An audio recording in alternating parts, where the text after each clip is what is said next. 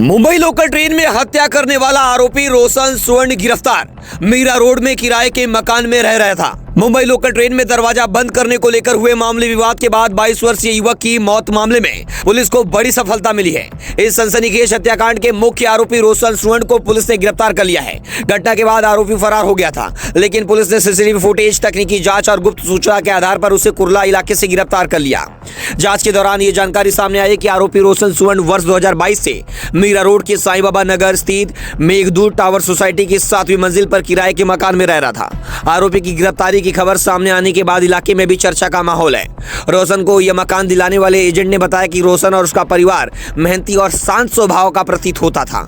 उनकी गतिविधियों में कभी कोई संदिग्ध बात नजर नहीं आई। एजेंट के अनुसार उन्हें भी इस बात का अंदाजा नहीं था कि उस रात लोकल ट्रेन में ऐसा गंभीर हादसा हो जाएगा। गौरतलब है कि मुंबई की लाइफलाइन माने जाने वाली लोकल ट्रेन में दरवाजा बंद करने को लेकर हुए विवाद ने हिंसक रूप ले लिया था। इस दौरान हुए हमले में 22 वर्षीय युवक की जान चली गई, मयंक लोहार की। घटना के बाद से ही पुलिस आरोपी की तलाश में जुटी थी। आखिरकार पुलिस ने उसे कुर्ला से गिरफ्तार कर लिया। चांगलं होतं तो एवढा वेळ पण माझ्याकडे आला एग्रीमेंट रिन्यू करायला। पहिला पण आला, त्यावेळी त्याचा आई वडील आणि त्याचा भाऊ पण आला आणि त्यांनी सांगितलं असं की भाई आम्ही आमचं जे घर आहे वाकोल्याला सांताक्रूजला ते रिडेव्हलपमेंटमध्ये जाणार आहे आणि त्यासाठी आम्हाला घर पाहिजे।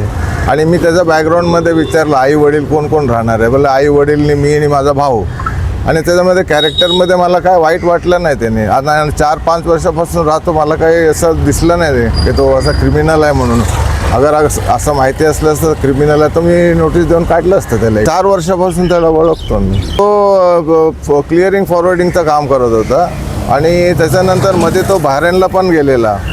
तो बहरेनवरनं पण मला व्हॉट्सअप कॉल केलेला त्याने, अंकल तुम्ही कसे आहे, काय आहे, मी इथे आलो आहे, काय परमनंट राहणार आहे की नाही, ते सगळं मला सांगितलं नाही। ते कायद्यानुसार झालं आहे, एकदम रजिस्टर्ड केलं आहे, ऑनलाईन रजिस्टर्ड केलं आहे, पोलीस व्हेरिफिकेशन पण आहे, काय डॉक्युमेंटमध्ये काही कमी नाही।